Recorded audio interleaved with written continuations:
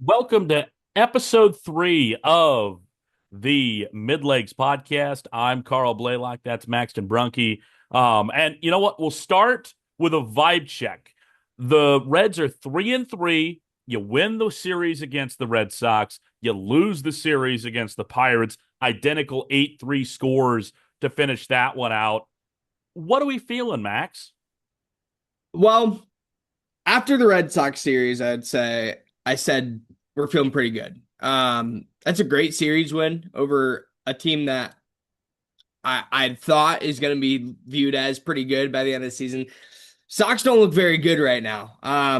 They gotta really pick it up if they want to compete in the AL East, especially because that's a crazy division. Um, and then the series against the Pirates happened. And listen, the Pirates have some good pieces. Obviously, Skeens was off of his rocker on Wednesday.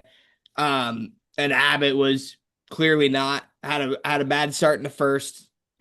O'Neal Cruz was dominating in all three of those games. He played pretty well. Um, Although the first game, I thought that we definitely outplayed the Pirates. The other two, not so much. Um, so the series loss is disappointing, especially against a division rival, but the bounce back will come. The Rangers this week, I believe. Yep. So that should be a good opportunity to get back on our feet. But you know, the vibes are still mid. This team's still mid. Like Yep. that's just where I end up. Whenever I talk to anybody remotely following or involved with the Reds, is that this team is just so average, and there needs to be more couple pop players like Sal. Saw a good debut from Jose Franco. We'll get into both of those in a bit, but the vibes I think are mid to positive. I guess I'm still riding the early season high, I, so for for I'll throw that me, in there. for me, the biggest thing is the fact that it's the same things as last year. We can't get runners in scoring position. The bullpen looks iffy with some people. We'll get to that in a second. But it's the same things because, again, when you're looking at a team that can't hit with runners in scoring position, you're looking at an Ellie De La Cruz that can't get it figured out. And it really feels like he either is only hitting for contact and he's too conservative at the plate, or he's swinging out of his shoes. And you can't have that. You can't have that both ways. And really, the biggest thing, and we'll get to this later in the show, is it feels like when we decided to run it back, and I really, the ownership did a great job in running it back and being able to, look and see, okay, this is what went well for us last year. Let's build the bullpen a little bit more, get ourselves a big power bat in Suarez, and that's helped. That's helped a lot. But just because we're running it back doesn't mean that everyone gets the same exact places that they did last year. We'll get to that later in the show, but I think that that's something that is very important for this team is it's not going to be the exact same as last year. You're going to have a little bit of differences, and those differences need to be made at least early in this season. All right. Uh, I wasn't especially very happy about Ellie getting picked off, stealing. I think that happened in the first game against the Pirates. There's just something he doesn't have that pep in his step right now. I don't know if it's just early season woes or what. He got 156 more games to figure it out, so I'm not necessarily worried, but there is some concern there. You mentioned the hitting woes. Haven't seen him on the base running just yet. So at least certainly a concern. But I think the positives that we brought in, Gino's hitting really well. Yeah. I mean, really well. And that I'm very happy about because obviously that's the exact reason we brought him in, is that we needed him to hit well. And Well, that 4-5 of Sal and Gino is nasty. I think the biggest thing is with Gino is that we need to taper our expectations a little bit. He's going to strike out a good amount, but and like there's going to be opportunities where he's going to leave the bases loaded, but there's also going to be opportunities where he is going to hit the ball out of the park. It's only going to happen about 1 in 5 times, but when that one happens, it's going to be a massive moment, like what it was on Sunday in the Hmm. 3-2 victory we had over the Red Sox on Sunday to, get the series win there. It's not going to happen every time, but when it does happen, it's big moments and it's going to win us the game. And that is something we've missed. Yeah. Yeah, I agree with that on Gino. That is something we have absolutely missed. Um, another random point, Cabrian, what happened defensively? I haven't seen anything that special from him, and that's exactly why he's in this lineup. I think probably influenced the decision to leave him out of the lineup on I was it Sunday that he was out of the lineup I at think third. so. Yeah.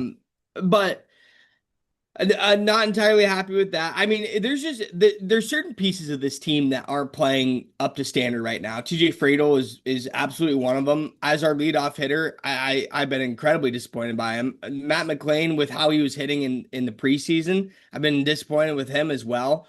He's shown moments for sure.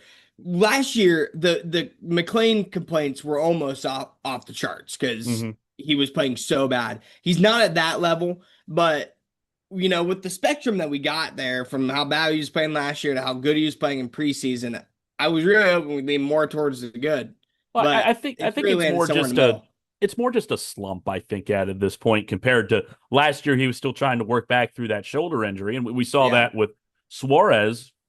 When he signed that big deal, he hurt that shoulder, and it took him 2 or 3 years before he was, the same Gino Suarez that we expect to see. Hmm. Same thing happened with Matt McLain. He's finally back up there, but he's just got a little bit of a slump at the moment. I think he'll get it figured out. One of the big negatives from the week, and it's something that's going to get worse, unfortunately, is the fact that we have to employ Brandon Williamson on the major league roster. He is not a major league pitcher, and he really showed that on Tuesday. That was just awful, It was a and nightmare. Tito just kind of left him out there to die to save the bullpen, which like okay, I guess, but it like we got to find somebody at AAA has to be doing better than that because especially with the question marks on Lodolo that we'll get to in a minute, we cannot have Brandon Williamson because a Brandon Williamson start for this team is basically an automatic loss, or at the very least, you're spotting him 5 runs. The only positive is that his left arm. Because there's just it matches up well against certain teams.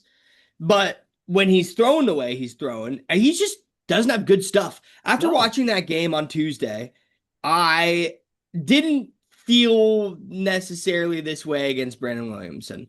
I was like, it was a bad start, but you know, it's rusty. It's first start of the season for him. Watching it back earlier today in prep for this podcast, man, he didn't have any of his stuff. no. He had some moments last year too when he was up, He and threw we didn't see any of that. he threw so many balls. And Mhm. then the few strikes that he was able to get into the zone were meatballs. Yeah, Why he had the 3 home runs against him. it's a big difference between him and Chase Burns as well because Chase Burns does throw a decent amount of balls. When he misses, he misses. But his stuff inside the zone is so nasty, you can't track it. And that's what made him on Monday, I believe. Yeah. That's what he had such a good outing on Monday. Really exciting about that, by the way, because we were worried about him in preseason. He looked fine, He had a bunch absolutely of fine. strikeouts. I think the biggest thing right now for some of the starter, because Louder as well, Rhett Louder looked fine on Hmm. Sunday. Hmm. The Worried about biggest, some of the control stuff as well. well, again, but that they're young and it's the Hmm. first start of the season. There wasn't anything that made you sit there and go, okay, this is bad. Like Um, it did with Brandon Williamson for me. Exactly. Hmm. The biggest thing is you got to get some length out of them a little bit more because that was the whole reason why Tito left Williamson in as long as he did and really kind of punted that game on Tuesday was because he wanted to save the bullpen. He felt like he overused the arms a little bit, and that kind of burnt them down the stretch last year. And he didn't want to repeat that. And I understand that. But also at the same time, you have to be able to figure this out. Like, it's not, Williamson is not the guy. He's not the Yeah. guy. And this is where we miss Nick Martinez so much, who I think he had a pretty good outing in Tampa Bay. They played the Brewers, and he had a solid outing there. That's where you miss a guy like him, where he can slot him in a reliever position if you need it, or you can move him up to what he needs to be as a starter. Yeah. He's very proficient at both. That we need somebody like him on this team. I was a bit sad to see him go, and we didn't have space for him when you consider the fact that we weren't supposed to have all the injuries that we have. But now that we have all these injuries, boy, do we miss him. Hmm. Because I mean, it's bad. The Another good thing with the bullpen, we'll talk about Pagan in a second about how everything looks flat for him. But you talked about Jose Franco. I like Burke. I like Brennan Burke. He's pretty good. He's you Yeah. know he's one of those like kind of like mid relievers, but he does a good job of holding the game. He does Yeah. a very good job of that. I really like the stuff that he has, and he's somebody that we've kind of missed over the last few years. I think in the Reds bullpen, where we haven't had that guy who can just keep things stabilized and keep things the same till you get into the later part of the bullpen. We've thrown a lot of guys out there and hope for the best the last few years with that. Now we have a guy like him that can do that. Hmm. And Graham Ashcraft, my goodness. I don't know if you've been Absolutely able to fantastic. listen to any of the radio broadcasts with Cowboy, but I've been able to catch one or two of those where I've been able to sit there and listen to the Cowboy and, how he's talking about this cutter. But the whiff rate is insane on Ashcraft's cutter this year. He has completely retooled it, and that thing has some bite. And I It I looks think crazy on TV it too. does. It's The way that insane. thing moves. Oh, That's going to be the biggest thing is I think, we'll kind of move this into Pagan where I feel like you kind of have to shuffle a little bit of the bullpen. I know you want to have your $10 million closer be your closer in Emilio Pagan, but right now he's not. And I don't know what it is. I don't think it's anything injury wise, but I mean, especially some of his fastballs, specifically the four seamer was the one that I picked out in the Red Sox game on Sunday. It seems so flat. mm, It doesn't have the movement it needs to, and it's so easy to get picked up by these hitters. And I think you saw that with the Pirates, when he got absolutely shelled that was game 6. So yeah. that was the Wednesday day game. He just got absolutely shelled late in that game, and you got to have some conversations because him along with Connor Phillips, who is basically a roulette wheel at this point. You don't know what you're going to get out of I have him. no idea what to think about Spin that, man. spin the wheel and hope for the best. Those two at the moment are just you don't want to see him come out of the pen at the moment. And Right. for Phillips, I think it's really a mental thing where he can't figure out how to get it in the zone. I think you saw that when he had the save on the Saturday game, the extra Mm. innings 6-5 game, where he just or no, that was the Pittsburgh game. Was that Pittsburgh game on game 4? Whichever game he saved, he walked the first two He wouldn't have batters. saved game 4 for Pittsburgh.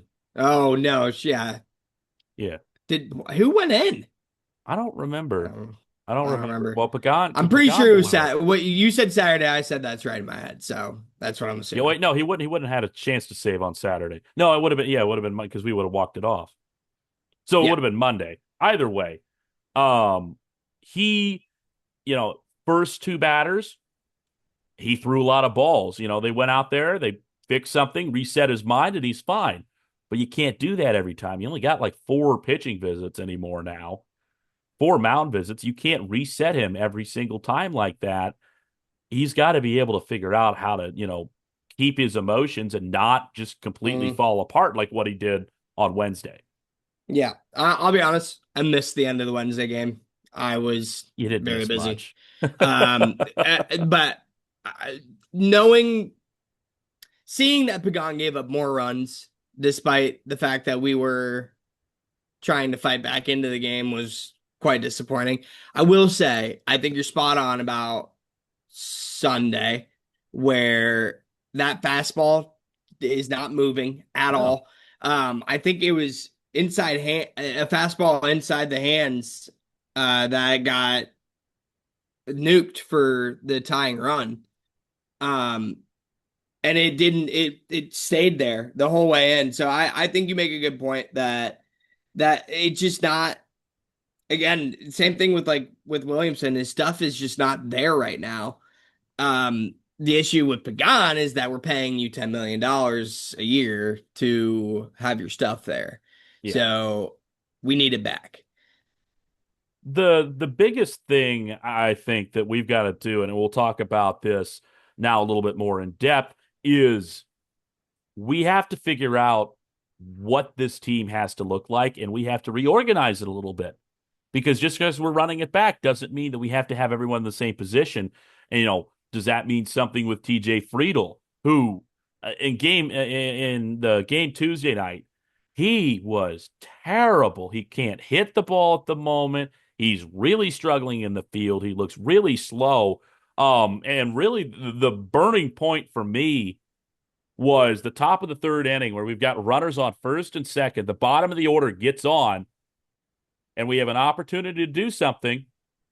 No outs, runners on, and he bunts into a double play. That play, not only it's a the worst bunt I've ever seen.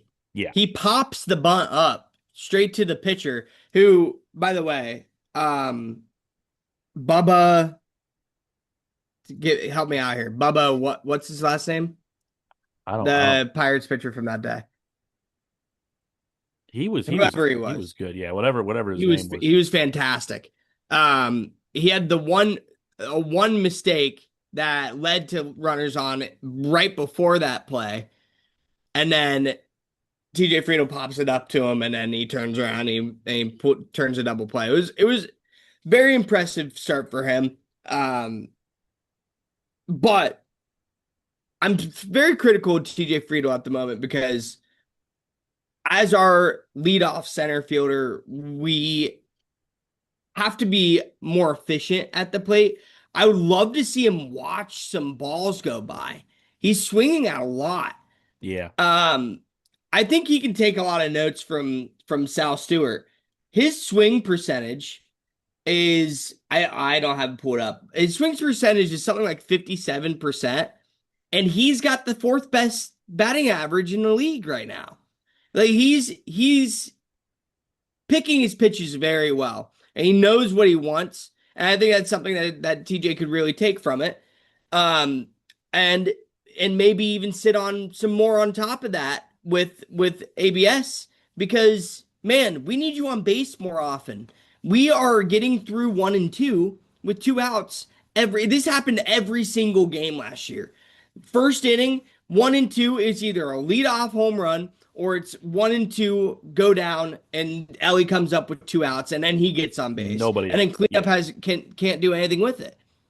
exactly. It's a problem. If he can figure out, if TJ can figure out the hitting, I think I can forgive some of the fielding issues because they're not. I don't think they've been that egregious. We haven't had any O'Neal Cruz level mistakes yet. Um, so bottom line, he's got to get on base more. He doesn't even need to hit the ball, dude. Just walk. Try and walk at least. And I think he's getting an opportunity to kind of reset his mind a little bit. We're recording this after the lineup is out for the Reds Oh, game today. Yeah, it's already out. With it's a day game because it's Texas Rangers opening day, so they've got the 4 o'clock start for that on a Friday. But one of the things is no TJ Friedel in the lineup. Oh, You got wow. Matt McClain leading off and Dane Myers second, which I don't love that, but maybe that's that mental reset. It'll allow him, get 2 days off, reset your mind, get back into that sort of, mindset to be able to hit the ball a lot better. Another I'm thing, happy to see McLean lead off more than anything. I yes, think that could lead to a really good decision. I'm really interested to see how that'll work.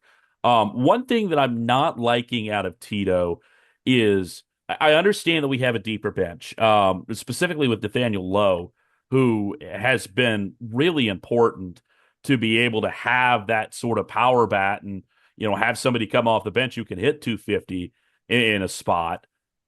But I don't like how quickly we're using the bench and how quickly we're able to use these defensive substitutions. And like it feels like every time, Will Benson is pulled, immediately they put a left-hander out there.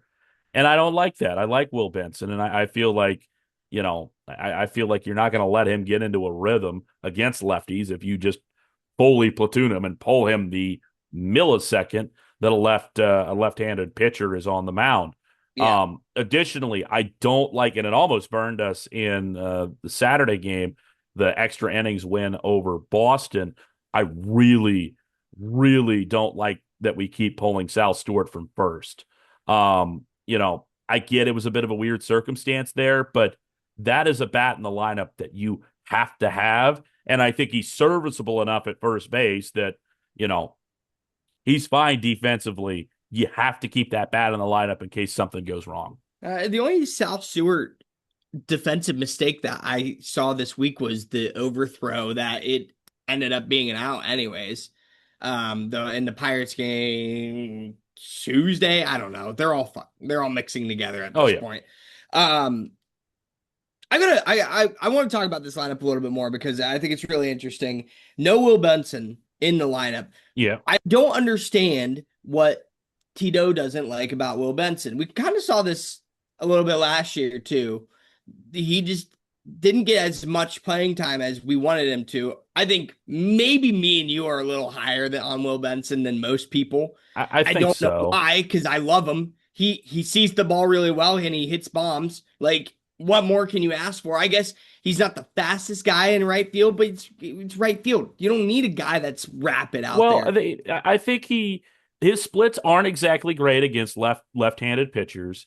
But I think when you're looking at what you're looking at Novelli Marte, who doesn't have a hit yet on the season out in right field. Steer has looked terrible He with a has. 59 average. He's gotten on base a little bit at least, but um, you know, you got to be able to, hit a little bit better.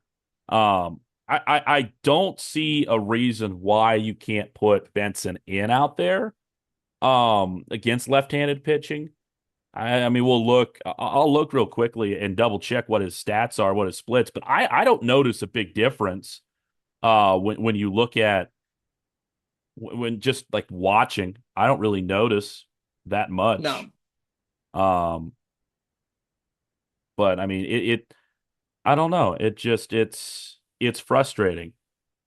I agree. I do want to talk a little bit more about Sal Stewart because I think especially his numbers are really impressive at the moment. As I mentioned earlier, he's fourth in batting average. He's hitting 474, which is pretty freaking good through 6 games. Um, three doubles, two home runs. Um, a rookie, by the way, up there. I mean, the kids this year are batting really well. Just looking at this list, Joey Waymer for the Washington Nationals, Chandler Simpson for the Rays. Both of them are above Sal Stewart on batting average.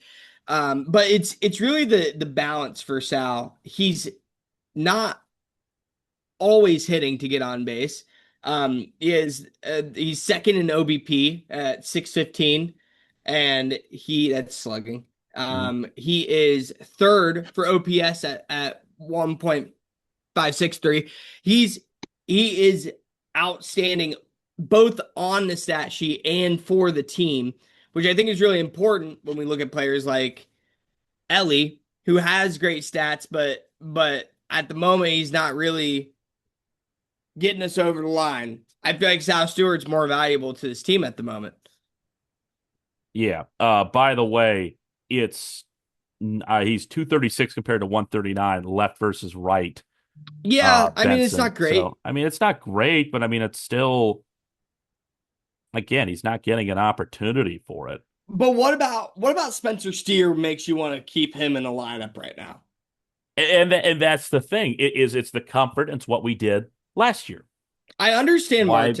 I understand wanting to get Marte hot because when Noelvi was good last year, he was really good. I don't feel the same way about Steer. Steer has a ceiling, and as much as I love the guy, I have a signed card from Steer. I have a signed card from Stevenson as well. Just saying. Oh yeah. Um, but if he's not showing you what you want, then why not take him out instead of Benson? I don't know. It And doesn't make sense Benson's to the me.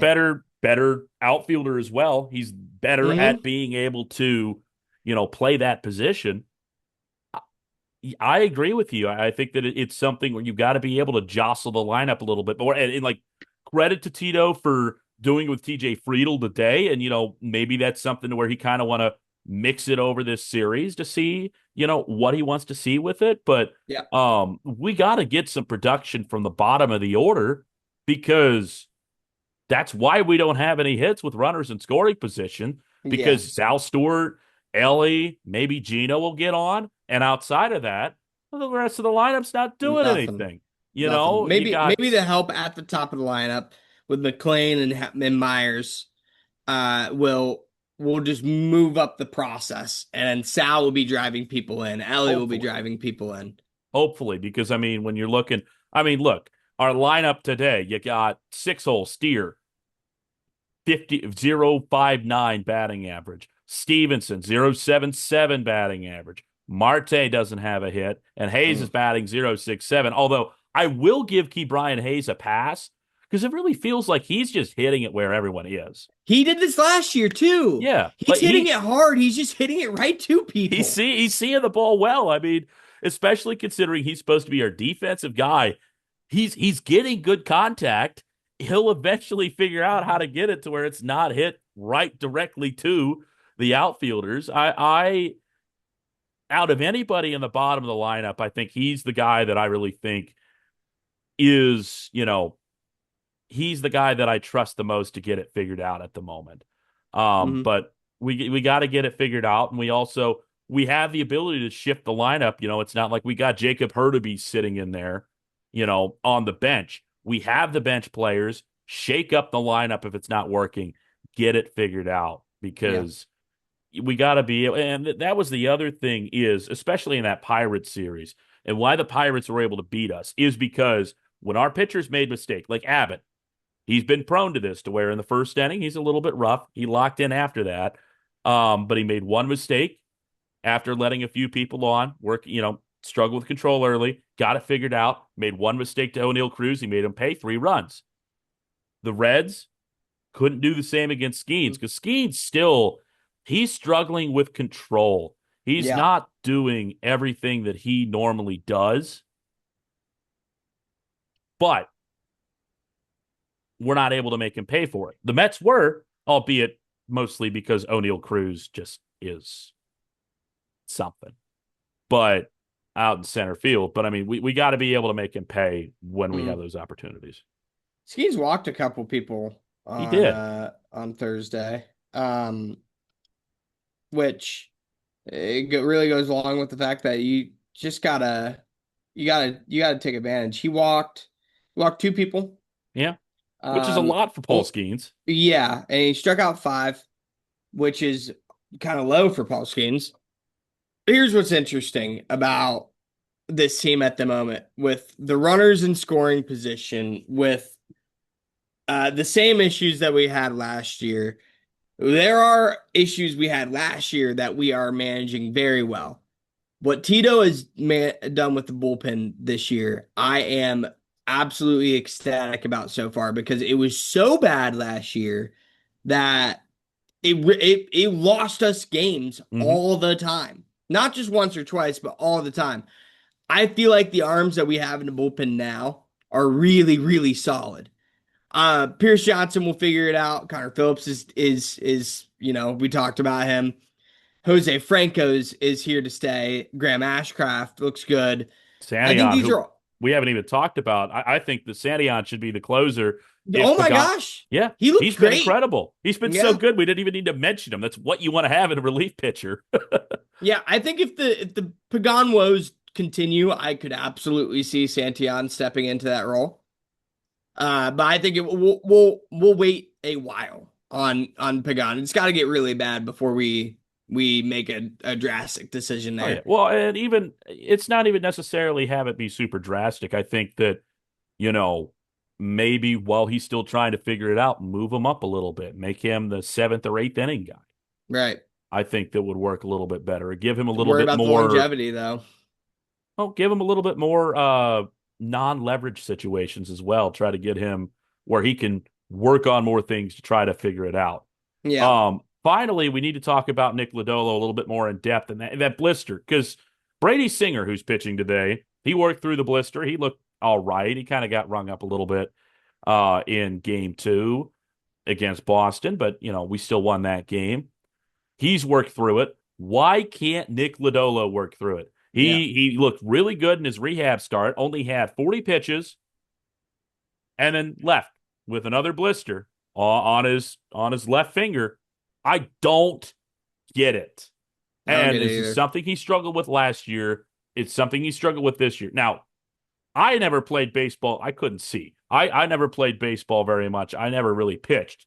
But I don't understand how he can't work through this or at least figure out some way to be able to, get through this sort of injury because the team needs him and he's not showing up right now. It's I don't understand the anatomy of fingers, but I feel like at some point they would have to callus and it would be harder to get that blister. So is he just not letting it heal properly or all the way? I Maybe. I'm not a doctor. I don't know. But it seemed it's such a quick thing to heal. Like my blisters go away in 2 days. Yeah. I don't know. I don't understand. I don't know. I It's gotta salivate every be. time I think about the missing pitchers. Yeah. Because this starting room could be so good, but we're having these issues. Yeah. I mean, again, like it's got to be something with the way he's gripping the ball, which I get is hard to change when you're a major league pitcher, but like, what? It's got to be, it can't be that hard to just like not or Mm, be able to be a little bit softer on the laces, still grip it that way, but not have them rub against you so much. right, right. Um, I don't know. now we got to Um, hope for some AAA guy to really show up soon because, again, every single time that Brandon Williamson starts for this team is an automatic loss. well, Lodolo, I couldn't imagine it would take him more than 2 weeks to get back, right? I mean, he was gone. He's been out for 2 weeks already. He has the rehab start, and then he has the setback. He was out for like a month and a half last year with the same sort of thing. It's brutal. I don't get it. I really don't. But by the way, we got to talk about because they just announced we're going to get two City Connect uniforms now. Oh, really? Yeah, so they're keeping the original, the black ones that are really good for Nice. the Friday nights. And for Saturday nights, they're going to bring in these. Well, we don't know exactly what they are, but we've seen the leak, I think. They're like red with pinstripes, still has Oh, the kind of like, wavy C. And the biggest thing, I hope they have sleeves. I want to have sleeves in pinstripes again. I know it's dated 2000 fashion, but I like him and I want him back. I'd like to see this leak. I have not seen the leak. Oh, those are beautiful. I know.